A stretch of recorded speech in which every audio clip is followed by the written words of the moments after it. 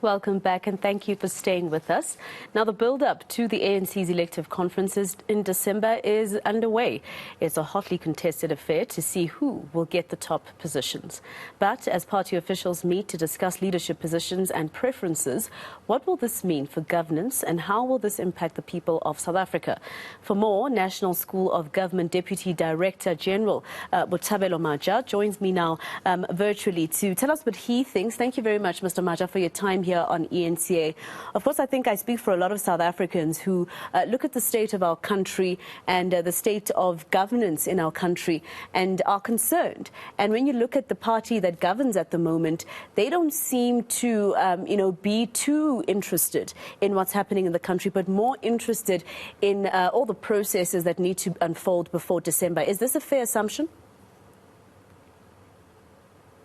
Well, the ANC conference is coming up in December, and it's only natural that as a political party, the ANC has to worry about how December is going to come through. But I do think that we, and the media in particular, we are making a big deal of this year's conference. You must remember that in the history of the ANC, there's never been an ANC president that's been replaced having finished only one term. I mean, Mandela requested to be released, but there's never been an ANC president that's been released after the first term. So this year's conference really, for me, shouldn't be as much of a big deal as we are making it out to be. Yeah, and I think the party itself is making it a big deal, actually.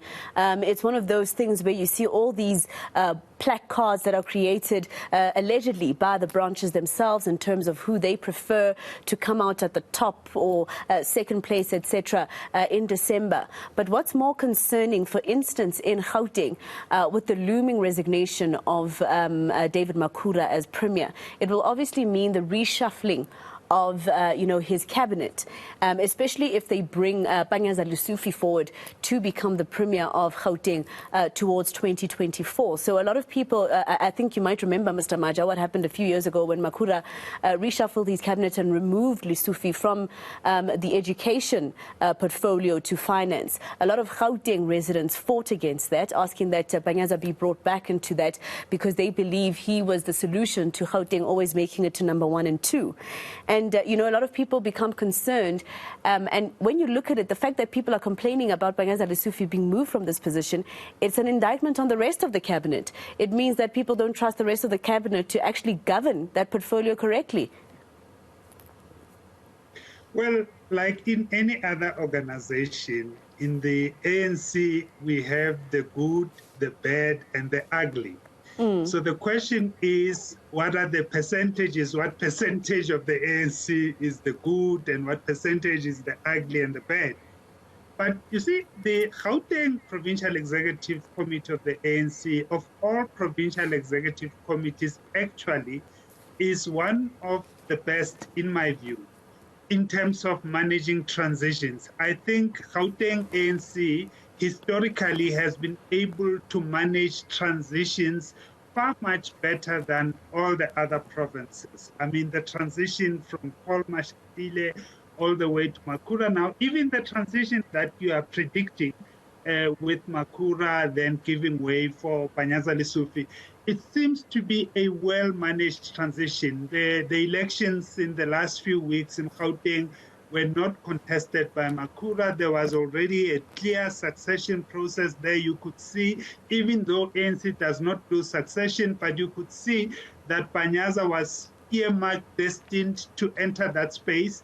Even if Panyaza Lesufi ends up as the Premier in Gauteng, he has spent so much time as the MEC, and his understanding of the governance issues and what needs to be done and where the gaps are is so deep and so clear that I don't think that there'll be any major ructions in terms of governance.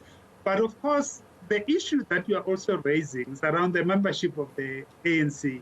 One of the biggest problems that the ANC has is the membership.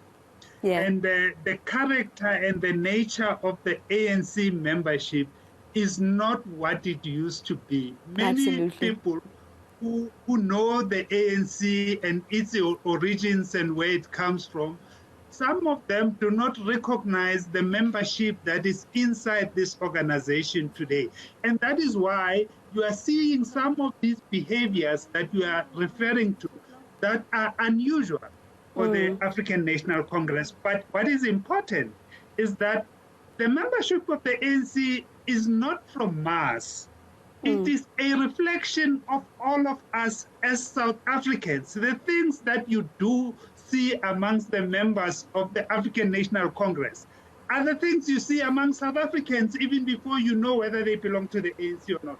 So the biggest problem that we have in South Africa around governance and around state machinery is us South African citizens. And until we accept that fact and we start to confront it directly, whether you change the ANC and you bring the EFF or you bring the DA, the problems will remain because South Africans we are not waking up to owning our own country and playing our part to pushing it forward. And I think a good example would be, for instance, load shedding and how we've become so fatigued that when we move from stage 6 to stage 5, we say, oh, at least it's a lower stage. But actually, load shedding is unacceptable, whether it be stage 1 or even stage 8. But Mr. Maja, my last question, a lot of people worry about governance when it comes to the ANC, especially during this year in particular, because we're talking about a political organization that is unable to pay its staff, some of them since July, and we're now in September, but is able to hold political events such as conferences, policy conferences, etc., at very expensive venues such as Nasrec, which expects thousands of rands per day to have events taken from there. So a lot of people then say, if the ANC is unable to manage its affairs, its monetary affairs, how can we trust them to manage affairs of money when it comes to governance? That's a fair question. And some of it relates to issues around competency. You see, for many years, the ANC was a liberation movement. And the goal of a liberation movement was to free our country. To free our country, you don't have to be an accountant. You don't have to know about governance. So the transition from a liberation movement to a political party hasn't been that easy. But as government, there have been various key problems around competence, and that is why we are talking now ourselves at the National School of Government around the issue of professionalization. You see, the more we have these problems, the more critical it is for us to professionalize the state, so that people who sit in positions, whether it be within the state, whether it be in political parties, have the necessary competencies that will enable them to do their jobs properly, what we call execution diligence. So that is the one thing we have to deal with around the competency and making sure that we professionalize the South African populace. Mr. Maja, thank you very much for your time. A lot of people would say the Auditor General's report this year would show us exactly what they're complaining about in terms of the management of, state coffers that are obviously, because it's the ruling party, under the ANC. That was National School of Government Deputy Director General Botshabelo Maja.